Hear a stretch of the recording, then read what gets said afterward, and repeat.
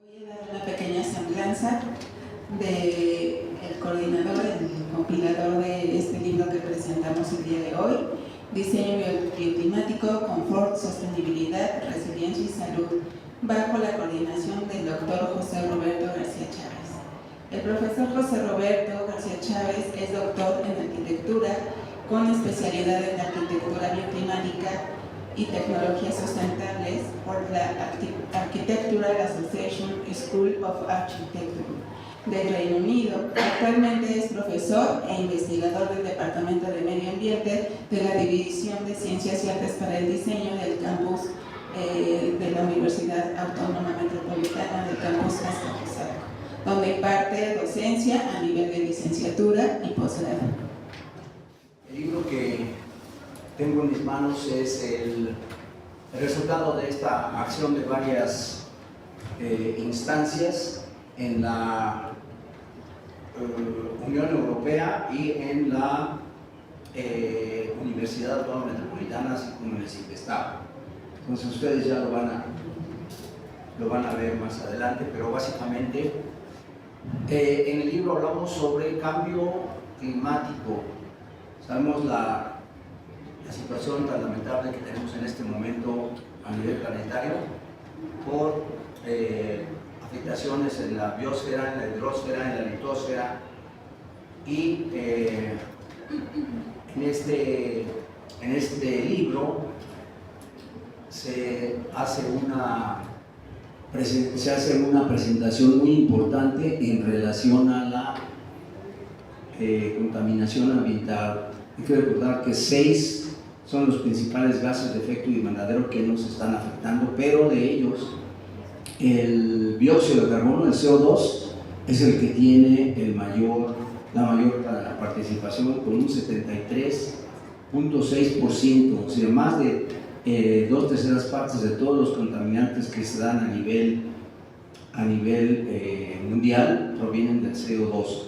También hay un gas que es especialmente nocivo, es el metano, que se utiliza mucho en la agricultura, y en menor medida el óxido nitroso, el NO2O, que también representa un papel muy importante. Al final del libro, más bien al final de cada capítulo, se presentan alternativas y estrategias para proporcionar condiciones de salud en las personas. Vamos a ver por qué es tan importante en la arquitectura la situación de tener condiciones óptimas de los 7 tipos de confort que identificamos en cualquier edificio, que son el confort térmico, el confort higrométrico, que tiene que ver con humedad, el confort auditivo, el acústico, el de la calidad del aire intramuros, y también uno que es muy importante, por supuesto, que lo dije al final, pero es lumínico visual, que tiene que ver con la luz, y también algo que llamamos control de las radiaciones electromagnéticas, que tiene que ver con la ciencia de la geobiología. Son esos los 7 tipos de confort que están en un proyecto, ya sea que se vaya a realizar o bien un edificio ya existente. Por eso hablamos en el libro de resiliencia, porque también necesitamos curar los edificios que tienen esta severa problemática. La población del mundo ha incrementado significativamente y se han dado diferentes condiciones cada vez peores. Ahora el incremento no solamente del CO2, con frecuencia se rompen los récords de años anteriores, y el año pasado hubo en el mes de mayo un récord de 426 partes por millón de CO2, que es una cantidad enorme, y así continúa esta situación. Y el problema de las temperaturas, que ya en muchos lugares han rebasado el 1.5 grados, y ahora se habla que no pase de 2, ¿no?, en los protocolos a nivel internacional. Pero el Panel Intergubernamental de Estudios de Cambio Climático, el IPCC, ha claramente indicado que debe haber una serie de acciones más definidas para poder solucionar este problema. Uno de los trabajos que en particular fue muy importante, así como todos los demás, sobre teletrabajo y entornos urbanos. Tengo unas gráficas en donde indican que durante la pandemia hubo un incremento en la mortalidad y movilidad en diferentes partes del mundo, y que más del 90%, 92% de las personas que lamentablemente perdieron la vida fue porque tenían un nivel muy bajo de vitamina D, que la vitamina D nos la proporciona el sol. Con el sol podemos tener la vitamina natural, la vitamina del sol. Y pues también se revisó qué se puede hacer en el caso de los sistemas de captación de agua pluvial para evitar estrés hídrico, y en este caso uno de los trabajos fue justamente el que se presenta en la obra. El consumo mundial es del orden de 443.600 millones de metros cúbicos al año a nivel mundial.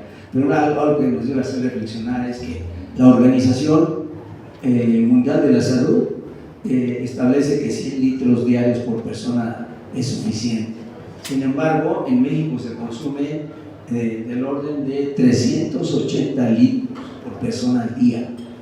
Y a pesar de eso, sabemos que hay, ahora en la época de estiaje, hay severos problemas de falta de agua. Y en Europa, para hacer una comparativa, en México, consumo per cápita 380 litros por persona al día. En Europa, en todos los países europeos, el promedio es del orden de 128 litros, para que ustedes vean la gran diferencia que hay en esto.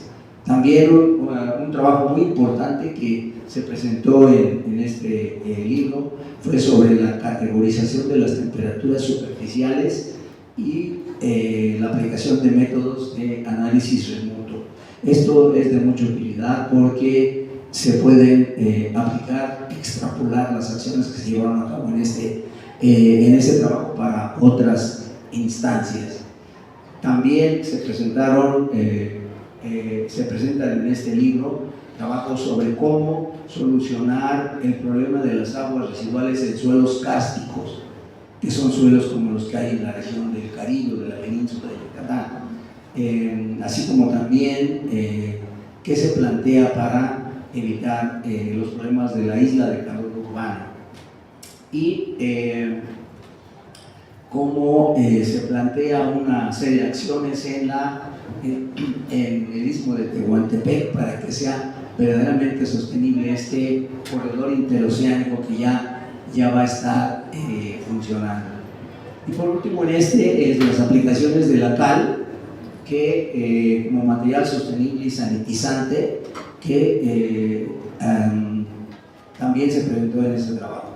Entonces, en particular, bueno, pues el trabajo sobre el consumo del aire acondicionado, que se ha incrementado considerablemente. Es obvio que al aumentar las temperaturas aumenta también el uso del aire acondicionado, pero es un uso extremadamente exorbitante, ¿sí? Aquí tengo una gráfica, lamentablemente no la vamos a poder ver, pero viene en el libro, donde claramente es un resumen de cómo han variado las temperaturas desde 1880 hasta el año 2024. Tengo aquí el último mes de enero, año tras año, la curva ha ido aumentando, lo cual indica que las temperaturas están aumentando. Y no solamente en el aire, la temperatura en los océanos también. Esto es lo que en parte ha provocado pues, las afectaciones en los arrecifes de coral en todo el planeta. Hay el caso de un amigo que está trabajando en Acapulco de este problema, y afortunadamente encontramos una solución muy interesante de cómo se pueden rescatar los arrecifes de coral en regiones donde han sido afectadas.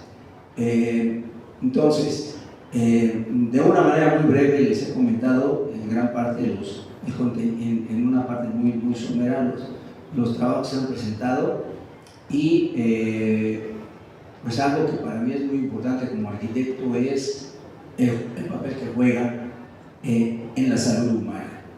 Y esto a partir de la pandemia tan terrible que todavía tiene algunos efectos por ahí, pues la arquitectura adquirió un papel mucho más relevante. Y podemos afirmar que la arquitectura no es neutral, o te sana o te enferma, no hay más condiciones que eso. Entonces, en los espacios arquitectónicos, como dije al principio, debemos satisfacer los 7 tipos de confort o de bienestar, llamémoslo así, para que sea más apropiado, y con acciones de investigación aplicada, de tal manera que debemos combinar todos los proyectos con acciones de el software especializado en modelos computacionales con el monitoreo de las condiciones de un lugar. Yo traje aquí unos sensores para que ustedes vean qué podemos hacer en condiciones de que se tenga que realizar un monitoreo, combinándolo, como ya mencioné anteriormente, con los modelos matemáticos, modelos de computación. Entonces, pues debemos tomar en cuenta obviamente no solamente las variables como la radiación solar, la ventilación natural, satisfacerlas plenamente y obviamente todo esto debe estar enfocado a realizar acciones para generar un círculo virtuoso en la arquitectura, disminuir las emisiones de gases de efecto invernadero a la atmósfera que contribuyan a mitigar el cambio climático. Y pues ahí es donde es importante tomar en cuenta esto, sobre todo porque está relacionado también con lo que en el área de la biología llamamos las hormonas de la felicidad, que son básicamente la dopamina, oxitocina, la serotonina y la endorfina. En la medida que tengamos una acción más directa en los proyectos de arquitectura, también en edificios que pueden estar enfermos que hay que cuidar, entonces ahí sí tenemos también la implementación de estas hormonas de la felicidad y tener acceso con vistas al exterior y también con el aire. Obviamente tenemos que tomar en cuenta cuáles son las partículas por millón que se tienen al interior de algunos gases que pueden ser nocivos, pero habrá que evitar el uso, por ejemplo, de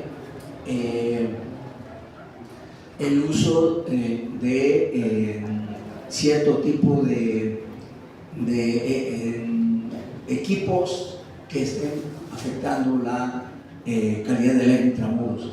Y ahí sí tenemos que tomar en cuenta, obviamente, también que no se rebasen 800 partes por millón de CO2 como uno de los gases con afectaciones intramuros, para evitar que se tengan estas afectaciones en la salud de las personas.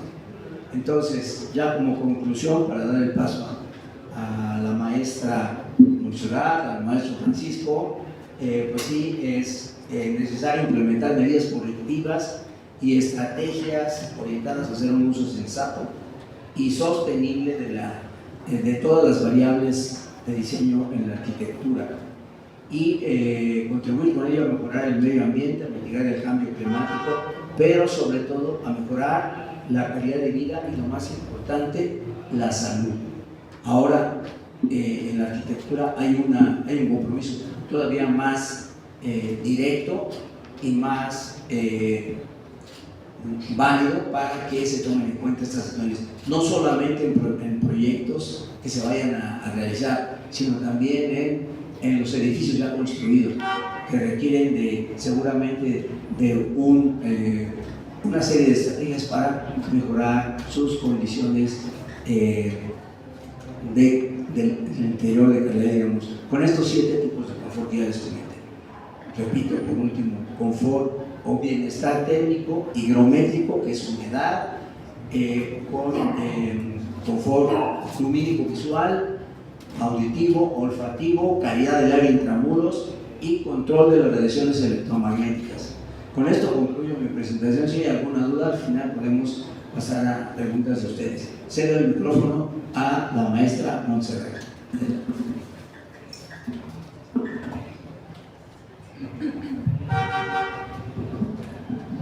Hola, buenas tardes a todos. Bueno, con referencia a todos estos datos y todo este análisis que contiene este libro de diseño bioclimático, del cual pues el compilador, el doctor Roberto, nos habla, y todas estas estrategias que se están implementando ya para abatir toda esta cuestión de cambio climático y de dolencias que ya pueden verse en las edificaciones.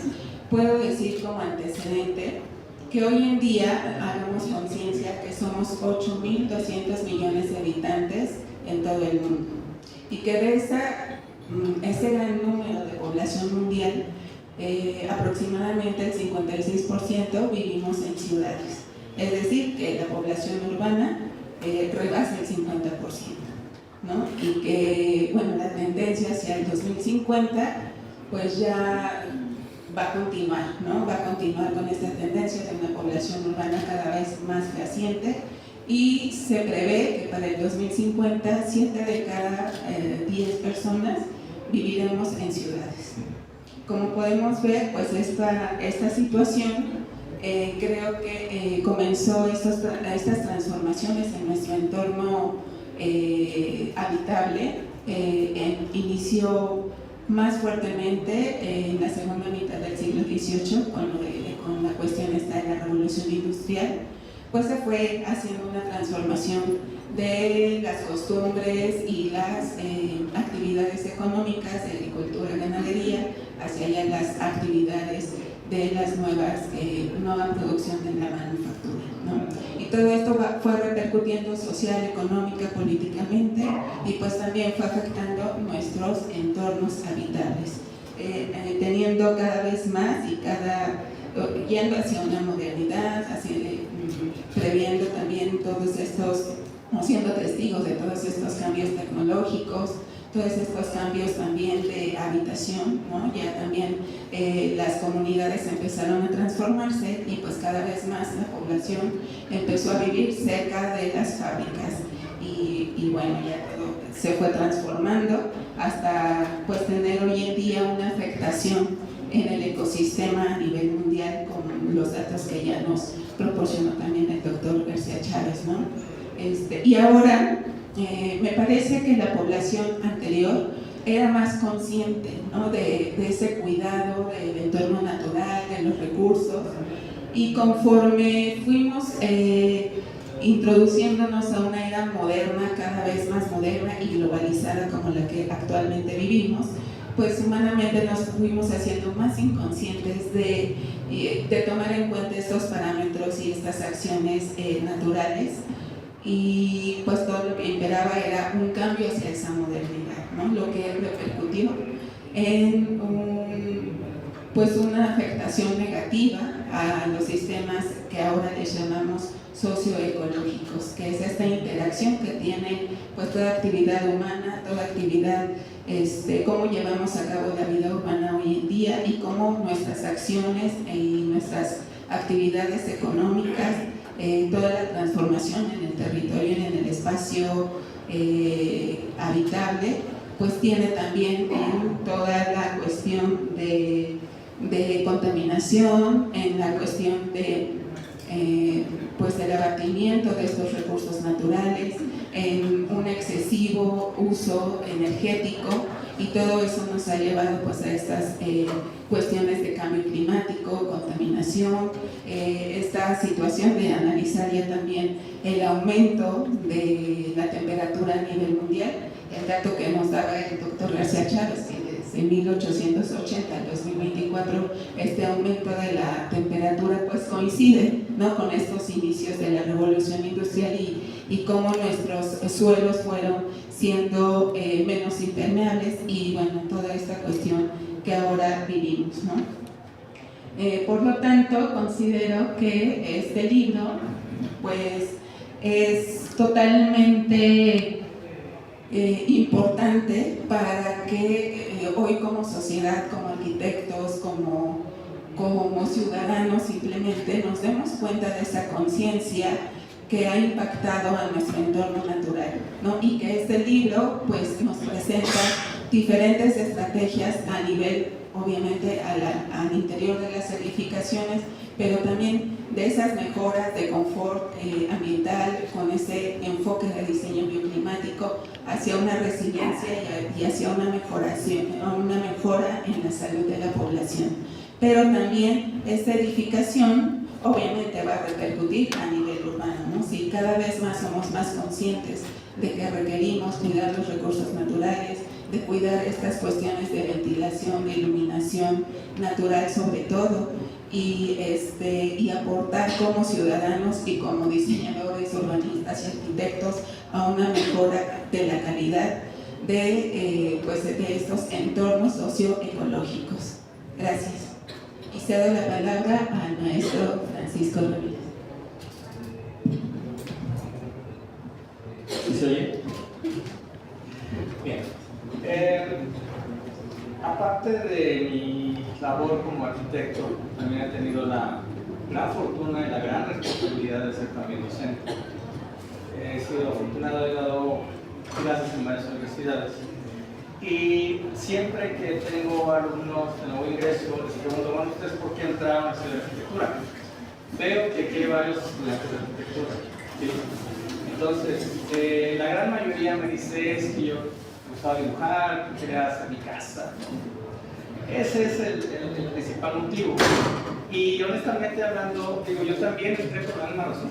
Yo también entré porque yo quería dibujar y quería dibujar bien. Una vez que fui creciendo y fui desarrollándome como profesionista, y cuando tuve la oportunidad también de entrar a estudiar la maestría en climática, me di cuenta que la arquitectura va mucho más allá. Es una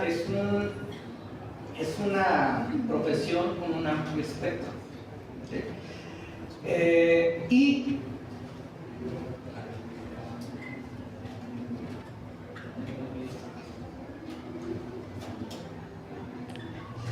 Y también algo que les sorprende un poco a mis estudiantes cuando les hablo justo sobre bioclimática es ¿cuál es el principal motivo de la bioclimática? ¿Sí? Y yo generalmente les contesto, para mí el principal motivo de la bioclimática es el confort humano, ¿no? Y todos se quedan así porque piensan que la bioclimática tiene que ver con paneles solares, energía y todo, y sí, tiene que ver. Pero después les explico, a ver, ¿tú ahorita cómo estás? ¿Estás confortable? ¿Estás con frío, con calor? No, tengo un poco de calor. ¿Qué vas a hacer para quitarte ese calor? ¿Prender el aire acondicionado? Ahí está el punto, ¿no? Si yo prendo el aire acondicionado, estoy gastando energía. Todos sabemos que las fuentes de energía son fuentes no renovables, y pues obviamente estamos dañando el medio ambiente. Entonces, efectivamente, la arquitectura climática sí tiene que ver con el medio ambiente, ¿sí? Pero nosotros nos enfocamos en el confort, en los 7 tipos de confort que el doctor José Roberto nos hizo favor de explicarnos. ¿Para qué? Para ya no gastar también tanta energía, ¿no? Para ser un poco más, conscientes de la naturaleza del medio ambiente y poder también poner nuestro granito de arena ahí. En este libro hay estudios de muchas personas desde diferentes ángulos, desde diferentes puntos de vista. Hay un trabajo mío, hay un campo. Entonces, mi artículo viene al final y yo me basé en la parte de la iluminación natural. La iluminación natural es también parte importante de este estudio de bioclimática y también parte importante de este cambio que queremos hacer para revertir el cambio climático, porque al final del día nosotros no nos damos cuenta de la importancia que tiene la luz natural en nuestras vidas, ¿sí? Algunos de ustedes de pura casualidad saben que la luz natural también echa a andar varios sistemas de nuestro propio organismo, ¿sí? Es a lo que nosotros le llamamos el ciclo circadiano, ¿sí? O, en otras palabras, en lugar de estar hablando, nuestro reloj biológico, ¿no? Entonces, este reloj biológico se echa a andar gracias a la luz natural. Inclusive ha habido estudios que indican que si tú pones a una persona en un cuarto completamente oscuro varios días sin tener ninguna incidencia de luz natural hacia el interior, ¿sí? El ciclo circadiano de esa persona empieza a desfasarse, ¿no? Y puede llegar a puede llegar a un momento en que su organismo empieza a trabajar diferente por la falta de luz natural, ¿sí? Entonces, fíjense qué tan importante es el estudiar la arquitectura desde otros puntos de vista, desde diferentes áreas, ¿sí?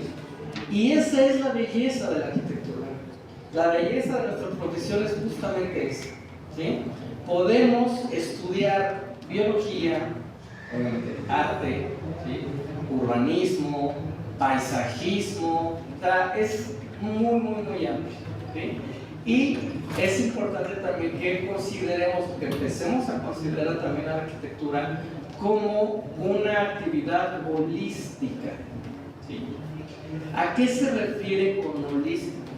Se refiere a que la arquitectura debe de ser multidisciplinaria, ¿no? Por ahí también hay un confort, que es el confort psicológico, por ejemplo, ¿sí? Obviamente nosotros como arquitectos no somos psicólogos, ni pensamos serlo, pero si nosotros trabajamos de cerca con psicólogos, por ejemplo, podemos garantizar un mejor confort psicológico al interior de cualquier espacio o hacia el exterior del mismo, ¿sale?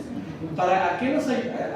¿Cómo lo hacemos nosotros, que no somos psicólogos, por ejemplo, para lograr ese confort psicológico? Pues las vistas, las plantas, los colores, eso es lo que nosotros nos sirve, ¿sí? Digo, estudiar a cada uno de nuestros usuarios, ¿no? Es complicado desde el punto de vista psicológico,